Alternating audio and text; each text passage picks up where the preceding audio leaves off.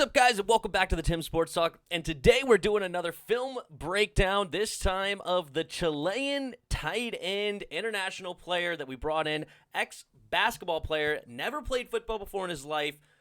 And let's do a film breakdown on game one of the preseason. I know a lot of people are really excited about this guy, and honestly, I am too. But, you know, we got to temper expectations, and let's check out how he did. Now, before we do that, my initial thoughts on this dude were, obviously the dude's a physical freak. 6'4", 260, runs a 4.64 40-yard dash, 31 bench reps, strong as an ox, and then also on top of all that had a 40-inch vertical. The dude is an athletic freak with that size.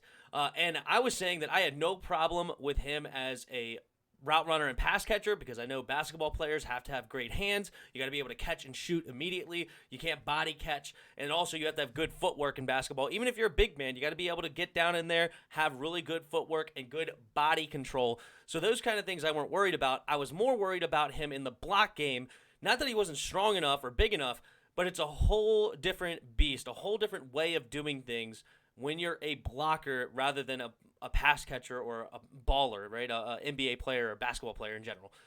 It's different. I played basketball all my life. I played football in college as a walk-on, and I understand this. It's a different beast trying to get another 280-pound dude to not go where he wants to go, okay? So those were my concerns going into this game. Now, let's go ahead and take a look at the positives. And positives are this dude's strong. Everybody wants to talk about that great down block from right to left where he just clears the hole for the running back. It was a beautiful, beautiful, beautiful sight, and nobody has any complaints about that, and he just swiped the dude away. It was awesome. Another thing is he's quick. You know, he had both of his catches, and both of them, unfortunately, were bobbled, but he did bring in both those catches, and the seam route, you could definitely see after he got off the jam, he got an open field, and the wheels were turning, and you like to see that. And the second catch was awesome. You know, he started on the right side, but he did a little hitch route, and then he stayed with the play. He saw Steven Montez swimming out there, and he was like, okay, I'm going to go to the sideline myself. Montez saw him wide open, hit him, bobbled the catch, but he still made it, and first down. Those were the positives I saw in this game. Unfortunately, there were definitely some negatives, and one of them being, of course, it's his first time in the NFL, first time on a football team, so there was going to be some mental lapses, right? There's going to be times that he makes mistakes. All right, here's an example of the mental lapse I'm talking about. All right, so here's Reyes right here in the tight end spot, and they're going to run a play called the read option. So the quarterback is either going to hand it off to the running back to run up the middle, or he's going to keep it and run to the outside. Now, on this play, this guy here does not get blocked, okay? He is supposed to be unblocked, and how he gets quote-unquote blocked is by this mesh. So the quarterback is going to be looking at this end man, and if he comes upfield to block him, he's going to hand it off to get around him. Or if he goes down the line of scrimmage to block the running back, he's going to keep the ball and run around to the outside. Now, you can see when we hit play here, Reyes is going to kind of block this dude and not realize he's not supposed to be blocking him. His man is right here. Because you have this tackle is going to guard this end man. These two, the interior linemen, are going to block him to come up to this linebacker. And then these two on the outside have these two guys on the outside to block. So his man is here. And watch when we hit play. He's going to block him. He's even looking at him. This is not his man. Gant is his man. Let's watch that again. Oh. So, slow motion. He's looking at him. You see right there? He's looking at that dude. This is not his man. He doesn't need to look at him at all. You see right here, actually, let's pause it.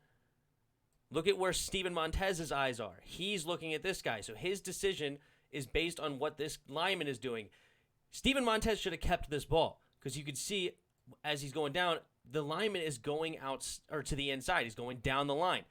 Montez should have kept this and ran this way.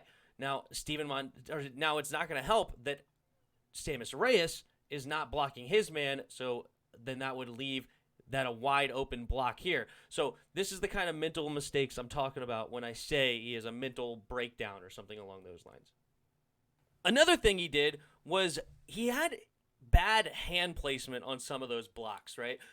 There was one in particular that he was, again, blocking from right to left, similar to that down block. And you could see the dude's hand, SAMMIS Reyes' hand, is basically on the defender's back. Like, if the running back were to cut that play backside, he has to get called for holding because the guy's going to try to go back the other way. Your arms wrapped around him. You're going to get called for holding like that all the time. Fortunately for him, they ended up running that way, and he didn't get called holding. But still, you got to get better hand placement. A second one was he got absolutely blown up on a run play on the backside, and fortunately for him, the defensive end missed the tackle, or the running back slipped the tackle. But again, his hand placement, really bad on the backside of the player. You got to get inside, get in those pads, and move him in from inside. You don't want to get any holding calls, okay? So he's got to get better hand placement. The worst play of the game for him was this, whatever you want to call it, a wham block, as John Gruden likes to call it, or basically when you start on one side and you go down the line of scrimmage and then you block the backside defensive end. And it was a horrible attempt. I call it the chicken wing block. The chicken wing. He acted like he was going to get a big hit, and then he kind of just threw a chicken wing at him. And it's like, all right, Sammis, you gotta do better than that. Come on, bro. You're way too big, way too strong to worry about chicken wing blocks. Get in there and take them out, right? That was hilarious, but it is what it is.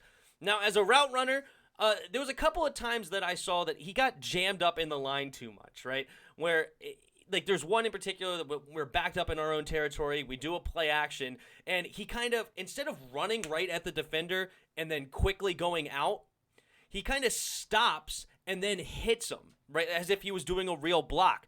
But the thing is, with the routes, you got to run right at the defender, okay? Run right at him, and then make the defender want to swoop you around, right, and leave you by trying to get to the running back, and then that's what leaves you wide open in the flat. If he were to just, instead of kind of diddly-daddling, trying to stay in front of him, if he just runs full sprint at him, allows the defender to want him to miss, and then goes out, he's going to have the separation. That's what he's got to do. Another one at the goal line, again, similar idea, where he went at the guy and then actually tried to block him. It's like, no, just run around that dude.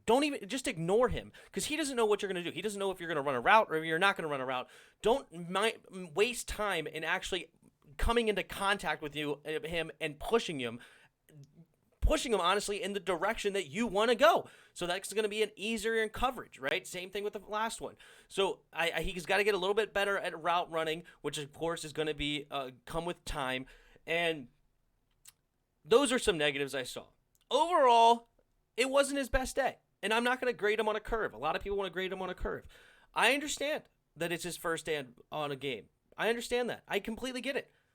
But the thing is if you're going to make this team, you can't just be potential. You got to actually show progress, right? And game 1, he's got opportunity to show progress in game 2 and game 3. Unfortunately, I do think he's going to end up missing game 2 with a concussion. Hopefully he improves and comes back game 3. But right now, to me, it's Logan Thomas number 1, John Bates number 2, and Ricky Seals-Jones number 3. It's possible that we keep 4 to keep SAMMIS Reyes around, but he's got to show improvement on what he did in this game 1 in order for me to keep him as a tight end 3. Right now, he's not tight end 3. That's my opinion.